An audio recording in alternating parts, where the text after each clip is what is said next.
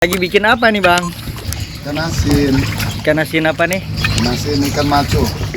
Syedaralun Yono, warga Gosong, Telaga Barat, Kecamatan Singkil Utara, Kabupaten Aceh Singkil, mengolah ikan laut berukuran 2-3 jari tangan menjadi ikan asin.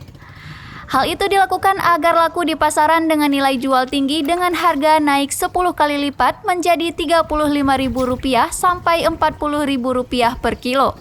Jika ikan berukuran sebesar 2-3 jari tangan, dijual dalam keadaan segar hanya laku Rp3.000 sampai Rp5.000 per kilo.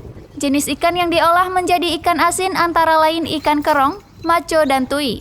Adapun cara membuat ikan asin yang dilakukan Yono mudah dan sederhana. Pertama-tama, ikan dicuci bersih dan kemudian dibelah agar mudah kering ketika dijemur. Langkah berikutnya, ikan kembali dicuci bersih lalu ditaburi garam secukupnya dan kemudian tahap penjemuran. Dalam kondisi terik panas matahari, penjemuran ikan asin hanya membutuhkan waktu 2 hari. Sejauh ini ikan asin buatan Yono sangat laris di pasar lokal. Penikmat ikan asin mengaku olahan Yono tidak terlalu asin sehingga disukai masyarakat Aceh Singkil. Jenisnya maco. Maco ya? Itu cara buatnya dibelah dulu ya? Belah, cuci bersih, digaremin agak setengah jam baru dijemur. Ini yang tanpa direbus ya? Tanpa direbus. Kalau lagi panas gini berapa lama nih jemurnya? Sampai kering.